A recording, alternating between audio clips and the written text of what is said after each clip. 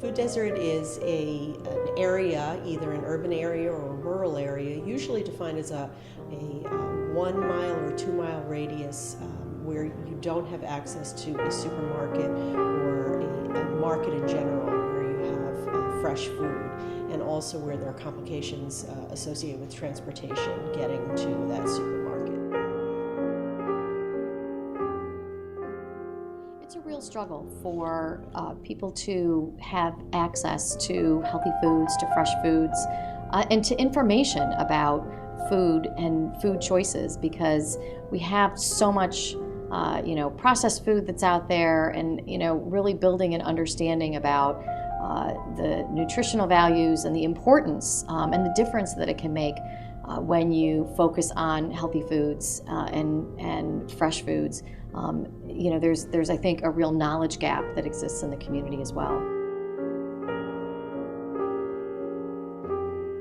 It is one of the biggest issues in the capital region affecting poor people, and my direct knowledge of it is its impact on students who are attending elementary school.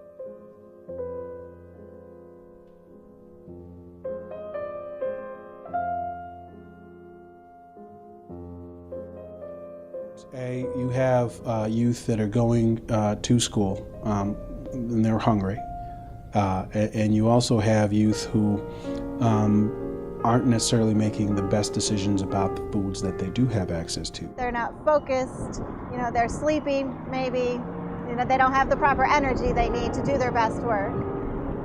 They might be worried, especially if they're older children. How are they going to participate with their family in order to help get the food that they need for that day's dinner, for example? So their minds are otherwise occupied thinking of other things besides the school lesson.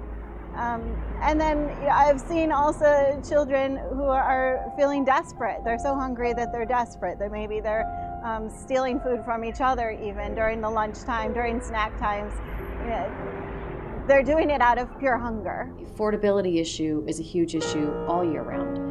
And that's another thing that I think a lot of people don't really appreciate, is that when you factor in getting transportation to a supermarket and the cost of that, and then you also factor in, the convenience piece of it, it's really a challenge.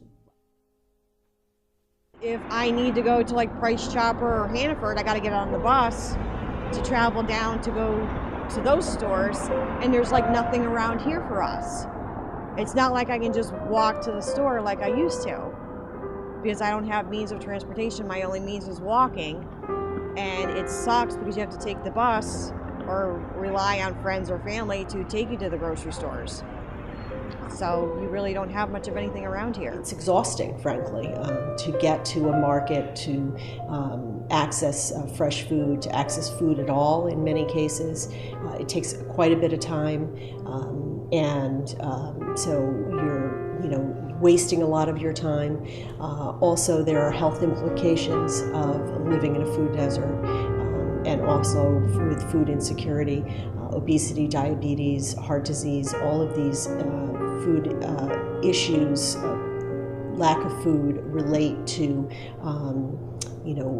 health issues, because people are eating high caloric, when they can access food, high caloric foods, high salt, and they're not able to access good healthy foods.